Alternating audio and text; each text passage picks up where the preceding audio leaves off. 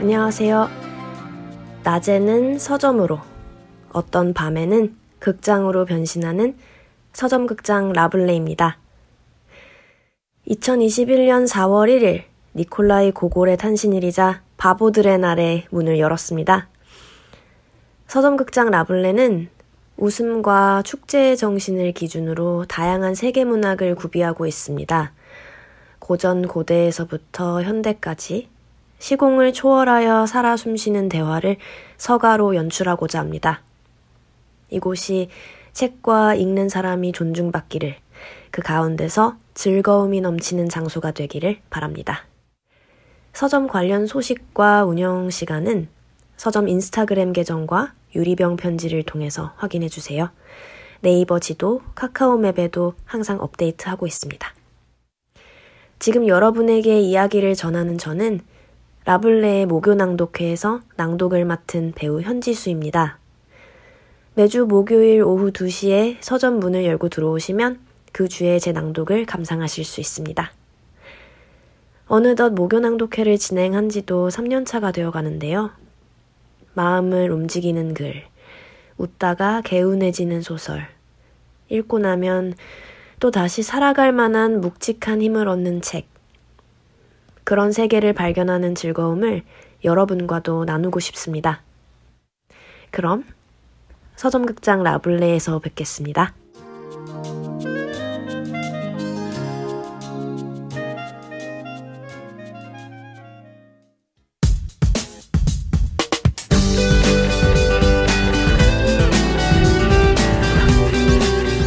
문장의 소리 2부, 언제나 설레는 당신의 첫 시간입니다. 이제 막 활동을 시작한 신인들의 고군분투기, 작가가 되기 위해 쏟았던 열정과 앞으로의 포부에 대해 이야기 나눠볼까 합니다. 오늘은 이하윤 시인님 함께 자리해 주셨습니다. 어서 오세요. 안녕하세요. 저는 시 쓰고 있는 이하윤입니다. 네, 이하윤 시인은 2023년 창비 신인 시인상을 수상하시면서 작품 활동을 시작하셨습니다. 네, 시인님 요즘 어떻게 지내고 계신가요? 저는 아직 학부생이라 이제 막 개강을 해서 열심히 학교에 다니고 평소와 같이 시도 쓰고 있습니다. 문장의 소리는 들어보신 적 있으신가요? 처음에 섭외 연락 받았을 때 어떠셨을지 궁금합니다. 사실 처음에 섭외 연락을 받고 너무 기쁜 마음이 들었던 것과 동시에 당황을 했어요. 일단 우선 찾아주시는 분이 있어서 너무 감사한 마음이 들었고, 그런데 이제 어디서 들어봤는데 하면서 통화를 한 내내 이제 문장의 소리 이렇게 제목을 되새김질하면서 섭외를 수락했던 것 같아요. 전화를 끊고 나서 이제 문장의 소리라는 이름을 검색해서 찾아봤더니 이제 제가 종종 청취했던 채널이었더라고요. 그래서 끊고 나서 너무 후회했어요. 왜 이름을 기억을 못했을까. 전화했을 때 더 기쁜 마음으로 받을 수 있었을 텐데 막 이러면서 당황해서 그러셨을 거예요, 아마. 긴장하고. 네. 그럴 수 있죠. 내가 가끔 듣던 그런 방송이었는데 갑자기 그 생각이 안 나고 그럴 수 있습니다. 그게 아마 이제 시인이 되신 지 얼마 안 되셨잖아요. 네. 그래서 아마 그런 것들도 좀 긴장된 상태로 들으셔서 그러실 수도 있을 것 같아요. 앞으로 주변에 좀 홍보 좀 많이 해주시면 감사하겠습니다. 네, 당신의 첫 코너의 공통 질문인데요. 당선 전화를 받았을 때 무엇 하고 계셨는지 상황부터 좀 소개해 주시면 좋을 것 같아요.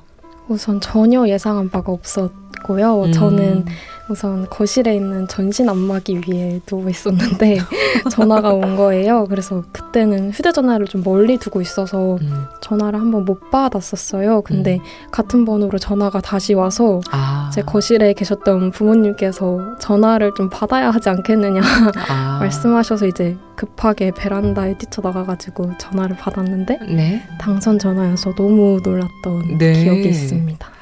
네, 예상치 못하고 계셨기 때문에, 대체로 원래, 어느 정도 이제 투고를 하고 나면 모르는 번호를 기다릴 텐데, 예상을 정말 못 하셨나 봐요. 네. 그래도 막 다들 기뻐하셨을 것 같은데, 수상 소식을 들은 주변 반응은 어땠을까요? 우선 자리에 함께 계셨던 부모님이 생각보다 차분하셨어요. 듣고 나서 속으로는 막 기뻐하셨겠지만 차분하셨고 그리고 학교 선생님들이랑 교수님들께도 연락을 드렸는데 마찬가지로 너무 기뻐하셨고 막 너가 몇 살이지? 이러면서 기뻐하셨고 이제 무엇보다 글을 함께 쓰던 친구들이 저보다 더 저를 믿었다면서 되게 축하해줘가지고 네. 너무 고마웠어요.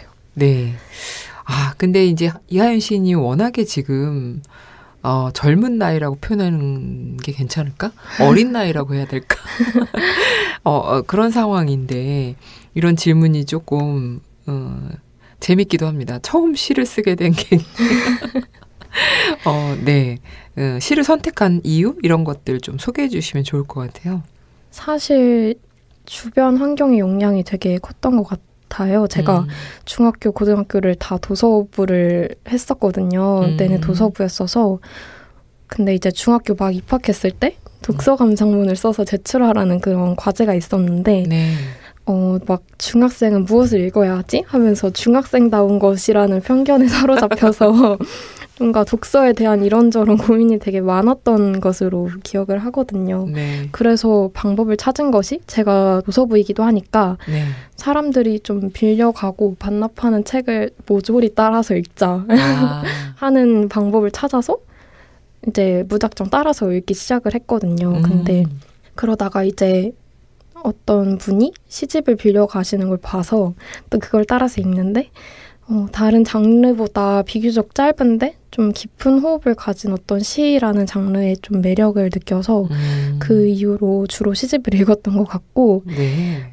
중학교 1학년 때 이제 담임 선생님의 권유로 필사라는 것을 처음 해봤어요. 네. 그리고 자연스럽게 이제 시 비슷한 것을 써보았는데 그것도 네. 참 도움이 되었던 것 같아요. 그리고 제가 그 당시에 쓰던 것을 시라고 부를 수 있을지는 잘 모르겠지만 네. 어쨌든 필사를 하고 시를 읽고 하는 것도 전부 중학교 때 시작을 해서 그러다 보니까 이제 자연스럽게 고등학교도 예고 문예창작학과로 진학을 하게 되면서 네, 대학교도 자연스럽게 문예창작과로 진학을 하게 돼서 지금까지 시를 쓰게 됐어요. 네. 사실은 이제 거의 2학년이신가요, 혹시? 네, 2학년. 2학년인 분한테 언제부터 시를 이렇게 얘기해 역시 중학교 때부터 이렇게 얘기가 나오는군요. 네, 말씀을 듣다 보니 어떻게 보면 MZ세대의 시쓰기 이렇게 볼 수도 있는데 나만의 창작 루틴 같은 작업 방식이 있을지 궁금합니다. 사실 저는 루틴이랄 게 없는 것 같아요. 뭔가 어떤 단어에 꽂혀서 좀 하루 종일 그 단어만을 생각하다가 문득 시가 출발하기도 하고 좀 그냥 일상을 이렇게 살다 보면 저도 모르게 뭔가 시를 써야겠다는 기분이 차오르는 어떤 충만의 순간이 오기도 하는 것 같아요. 뭔가 주로 좋은 시를 읽었을 때나 아니면 좀 그냥 시를 쓰고 싶은 좀 낯선 장면을 발견했을 때 주로 쓰고 싶다는 마음이 드는 것 같은데 최대한 그 기분을 좀 평소에 메모를 해두려고 하고 집으로 돌아와서 이제 그 기분을 계속 복기해보면서 시를 쓰고 있어요. 네. 그러면 집에 돌아가서 시를 쓰는 그 시인님의 책상은 어떤 모습일지 궁금한데 많은 분들께서 작가가 아끼는 문구나 사무용품 아니면 뭐 아이템 이런 것들 궁금해 하시더라고요. 아끼시는 게 있을까요 혹시? 사실 제 책상에는 생각보다 별게 없거든요. 그러니까 무언가를 두면 자꾸 시선이 그쪽으로만 가서 제 책상에는 턴테이블과 필통 정도가 다인데 오히려 책상보다는 그 책상을 마주보고 있는 이제 벽면에 온통 친구들한테 선물 받은 엽서, 포스터 이런 게 막 붙어 있어요. 네, 그래서 일단 마주보는 벽면에는 고등학교 친구가 이제 생일 선물로 준 바다 사진이 프린팅 되어 있는 패브릭 포스터가 걸려 있고 오른쪽 벽면에 이제 친구들이 써준 엽서들이 붙어 있는데 이제 시가 안 될 때마다 그거를 이제 멍하니 이러고 보고 있으면 매듭이 풀리는 것 같기도 해서 붙여 놓았고 얼마 전에는 또 다른 친구가 제 등단 축하한다고 가격대가 있는 볼펜 선물을 해줘서 네. 귀여워. 그거를 책상 위에 올려놓고 이러고 시를 쓸 때 바라보고 있습니다. 그래서 네. 제가 책상 주변에 있는 물건이면 그래서 저는 다 아끼고 좋아하는 것 같아요. 네, 친구들이 참 선물을 되게 귀여운 것들 많이 해주시네요. 이렇게 바다 포스터, 프린팅 되어 있는 거, 그런 거나 아니면 볼펜이나 이런 것들이 확실히 또래 친구들이 너무, 다들 그런 것들 사랑하는 또 순간이잖아요. 네. 그런 것들이 너무 그림이 잘 그려지는 것 같습니다. 시쓰기랑 관련 없는 또 시인님만의 어떤 생활 루틴 이런 것도 소개해 주시면 좋을 것 같은데요. 뭐 이것만 꼭 지킨다 혹은 절대 하지 않는다 이런 게 있으실까요? 저는 우선 하루에 한 번 짧게라도 꼭 바깥에 나가려고 해요. 근데 이걸 당연히 지킬 수밖에 없는 이유가 저는 강아지를 키우거든요. 네. 제가 산책해야지. 네, 산책하고 그리고 제가 이렇게 나태해져 있다가도 어쨌든 그 개를 산책을 시켜야 하기 때문에 제가 좀 부지런하고 건강한 삶을 좀 살게 해주는 것 같아요. 그 친구가. 네. 그래서 너무 고마워요. 네. 확실히 이 강아지 너무 소중한데 또 나의 어떤 멘탈까지 같이 좀 네. 케어해주는 느낌이 좀 있기도 합니다. 이제 이하연 시인님이 좋아하는 작품이나 영향받은 작가 또 처음 문학과 사랑에 빠지게 된 이야기 이런 것들에 대해서 이야기를 해보려고 합니다. 지금부터는 이하연 시인님의 첫 문학 이야기 조금 더 나눠볼게요. 제가 읽어드리는 질문 잘 들으시고 빠르게 대답해 주시면 됩니다. 세상을 떠나 만날 수 없는 작가들을 포함해서 내가 정말 만나보고 싶은 작가는? 페르난도 페소아. 사랑하는 사람에게 추천해주고 싶은 세 권의 책이 있다면? 파블로 네루다의 질문의 책, 안미옥의 온, 토베 얀손의 여름의 책. 시를 쓸 때 필요한 나만의 준비물 두 가지는? 자세 교정 의자와 밝은 바깥. 나는 시를 쓰기 위해서 땡땡까지 해봤다. 8km 걷기. 나에게 시가 기쁨이 되는 순간은? 시의 첫 문장을 쓰거나 읽을 때. 네, 이제부터 대답하신 내용을 하나하나 살펴보도록 하겠습니다. 첫 질문은 내가 정말 만나보고 싶은 작가였어요. 페소아, 이 작가를 선택한 이유가 있으실까요?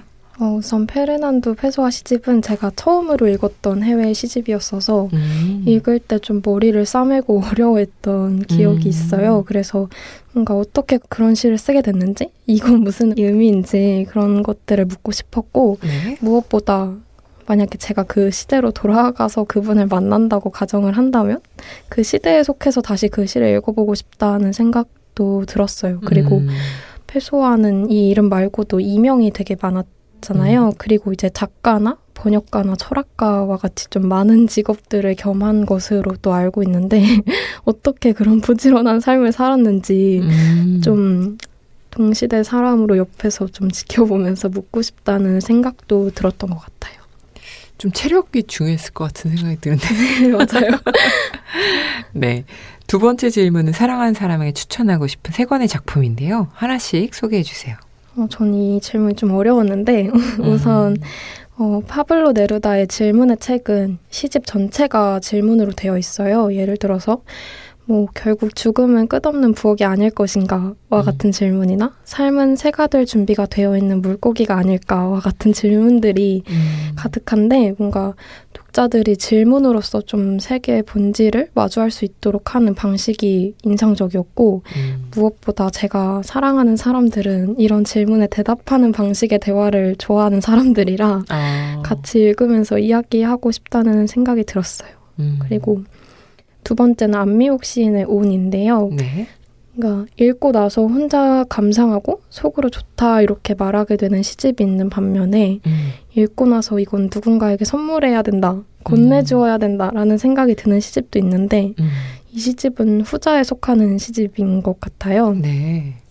뭔가 마음을 문장 하나하나에 눌러 담는 어떤 시편들로부터 많이 위로받았고 네. 제가 그 위로에 좀 오래 머물러 있었던 기억이 있어서 사랑하는 사람에게도 좀 위로할 일이 생겼을 때 넌지지 좀 이렇게 읽어봐 하고 건네주고 싶은 책이에요. 네. 그리고 마지막으로 토베 얀손의 여름의 책은 제목처럼 이제 할머니 댁에서 보내는 여름의 휴가 느낌이 많이 묻어나는 책이에요.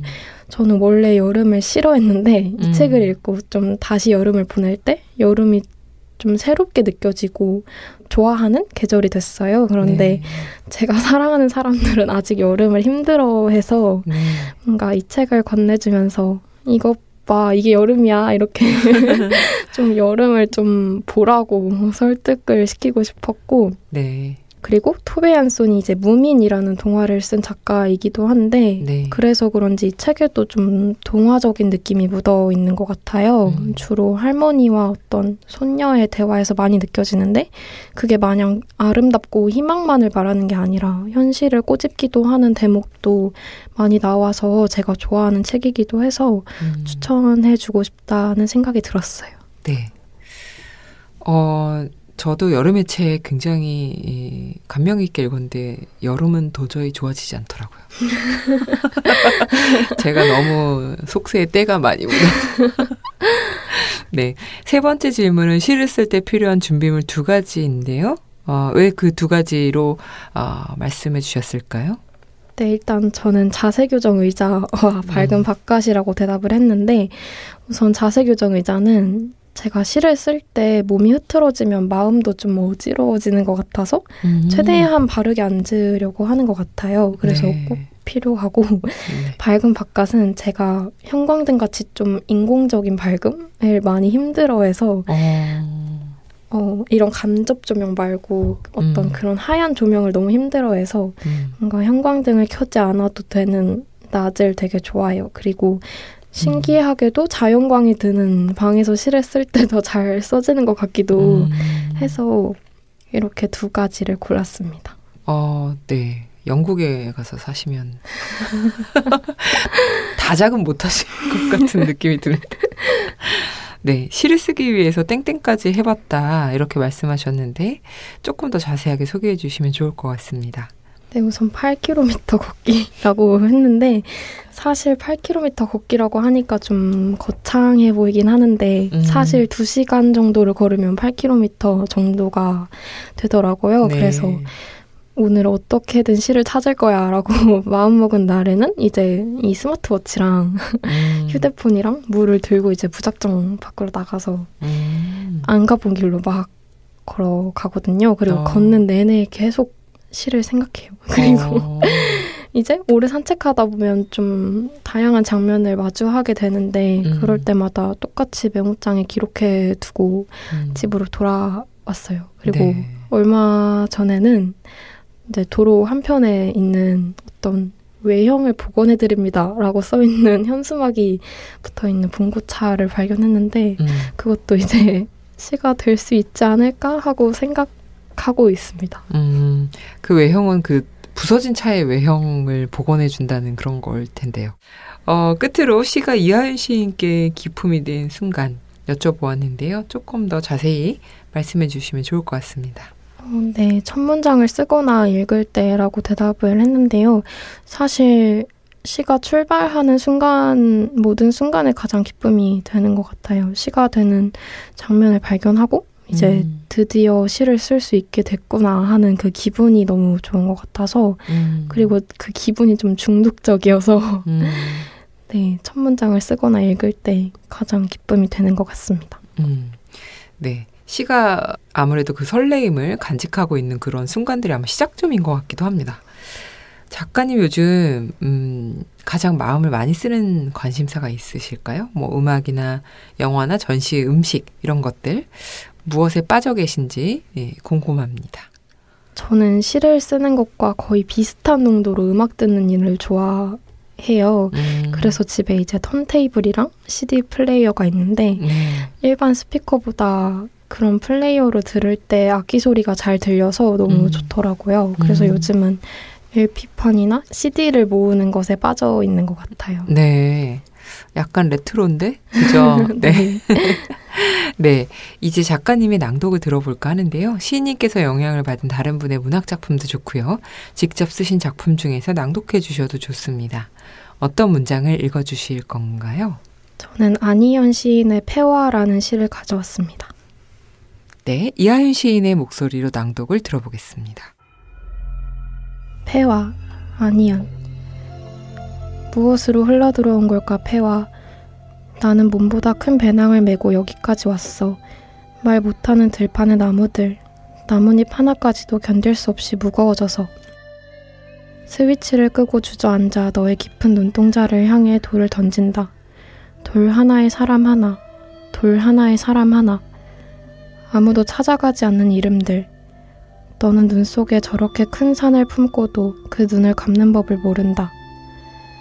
온몸의 피를 새 것으로 갈고 싶어 폐와. 바람이 불 때마다 내 몸속 박쥐떼가 흔들린다. 빛의 뿌리는 어디쯤 파묻혀 있는지, 우리의 갈망은 왜 매번 텅 빈 쇠장으로 내걸리는지. 쓰다듬을수록 참혹하게 엉키는 길 위에서 몸을 벗고 멀어지는 구름들을 바라본다. 고개를 내저으며 폐와 그것이 은총이라는 듯 과일들은 담담하게 썩어가고 우리는 다시 끝나지 않는 식탁에 앉아 질문으로 가득한 책을 써내려가야 하겠지. 폐와 네가 침묵으로 내내 말할 때 우리 눈을 감기는 손은 어디에서 오는 것일까? 누구의 동의도 받지 않고 번번이 되돌려지는 밤들은. 네, 잘 들었습니다. 이 작품을 읽어주신 이유가 있으실까요? 네, 우선 저는 이 시를 고등학생 때 처음 읽었는데 읽고 좀 저녁 나절 내내 슬퍼했던 기억이 있어요. 저는 호수의 이미지를 참 좋아하고 실제로도 시가 잘 되지 않을 때에도 자주 찾아가는데 뭔가 이 호수가 어느 날 난데없이 생겨난 거대한 구멍이고 태어난 후로 계속 고여있다고 생각하면 너무 슬프기도 하고 기분이 이상한 거예요. 그런데 이 시에 나오는 폐와도 네팔에 있는 호수이더라고요. 네. 이렇게 폐와라고 호명하면서 좀 말을 거는 듯이 시작하는 이 시가 제가 호수를 보면서 느꼈던 마음을 잘 말해주는 것 같았어요. 특히 이 시에서 눈 속에 거대한 산을 품고도 그 눈을 감는 법을 모른다고 말하는 대목이 많이 공감이 됐던 것 같아요. 이제 어떻게 하면 호수를 보고 이런 시가 나왔을까? 다른 호수와는 좀 다른 느낌일 것 같아서 저도 이 폐와호에 가보고 싶다는 생각도 들었고 뭔가 나도 이런 시를 쓸 수 있을까 하는 생각도 했고 저와 비슷한 사람들에게도 좀 위로가 되지 않을까 싶어서 가져오게 되었습니다. 네. 시인님 다음 질문 제가 하려다 보니까 아무래도 이제 전공이시기도 하고 네. 등단한 지 얼마 안 되셔가지고 많은 작품이 쌓여가고 계실 텐데 잘 써지지 않을 때도 있으시죠? 그럴 땐 어떻게 견뎌내시는지 방법이 있을까요? 저는 시가 없는 곳으로 최대한 멀리 갑니다. 책이 보이지 않고 노트북이 보이지 않고 도무지 시를 생각할 수 없는 곳으로 멀리 가려고 하고 그리고 몸을 막 움직이면서 평소에 하지도 않는 일을 막 손대보고 그러니까 거창한 요리를 한다고 주방 막 어질러 놓고 다시 치우고 이렇게 그냥 몸을 막 움직이고 일상을 계속 살아가다 보면 다시 시의 순간이 제게 오더라고요. 그래서 어쩔 수 없이 다시 시 앞으로 돌아가게 되는 것 같아요. 시를 전혀 떠올릴 수 없는 공간이 어딜까요? 생각해보니 없는 것 같아서 제가 다시 시 앞으로 돌아가게 되는 것이 아닐까. 그래서 저는 뭐 놀이공원 같은 데 가시나? 이렇게 생각했던 것 같기도 해요. 근데 놀이공원 가면 너무 재밌잖아요. 맞아요. 그러니까 생각을 못 할 수도 있을 것 같아서. 근데 얼마 전에 만나뵌 또 성인아 소설가님은 이제 놀이공원은 끝났다. 너무 피곤하다. 맞아요. 피곤하더라고요. 그런 말씀 하셔가지고, 네, 갑자기 생각이 났습니다. 요즘에 또 작품 활동 하시는 데 있어서, 시인님께 가장 중요한 것은 무엇일지 궁금한데요. 예를 들면 내가 시를 쓸 때 가장 염두에 두고 있는 창작 과제 같은 게 있으실까요? 일단 내가 할 수 있는 이야기를 하고 시에서만큼은 좀 솔직해지자는 것을 계속 염두에 두고 시를 쓰는 것 같아요. 일단 내가 솔직하지 않고 내가 진심이 아니면 신기하게도 읽는 사람이 전부 알아채더라고요. 그래서 그게 시의 힘인 것 같아서 시를 쓸 때 최대한 제 목소리가 솔직해지는 순간을 담아내는 걸 좀 중요하게 생각해요. 네. 솔직한 목소리를 담으려고 노력하는 태도가 굉장히 앞으로의 이하연 시인님의 시세계를 기대하게 만드는 것 같습니다. 말씀을 나눌수록 시인님의 첫 시집 벌써 근데 이 얘기를 해도 될지는 모르겠는데 작품이 얼마나 있으신지 아니면 앞으로 시인으로서의 활동 같은 거 어떻게 해야겠다 이렇게 결심한 게 있으신지 계획 같은 것을 좀 들려주시면 어떨까요?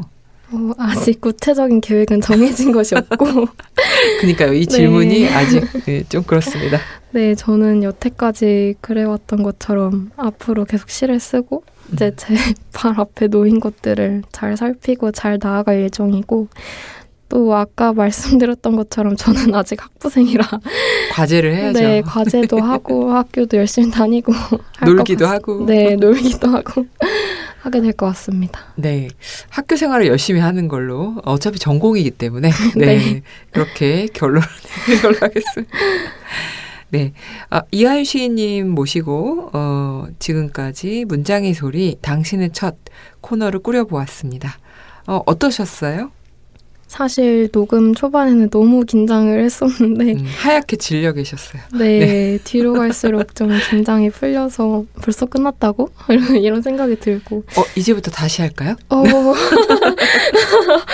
뭔가 이렇게 제 이야기 그리고 좀 시 이야기를 마음껏 풀어놓고 갈 수 있는 자리가 많이 없으니까 저는 이 자리가 너무 감사하고 네. 너무 뜻깊은 시간이었습니다. 네, 앞으로 시 이야기 할 기회가 되게 많아지실 거예요. 네, 응원합니다.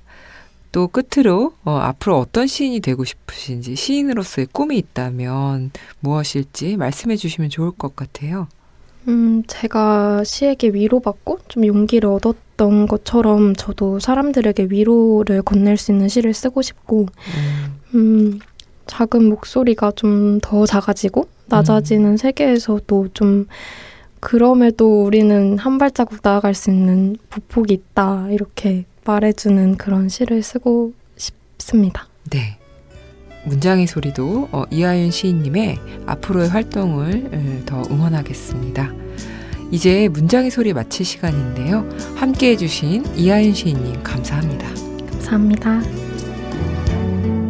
지금까지 연출 김봉, 구성작가 권혜영, 최지은, 저는 DJ 이영주였습니다.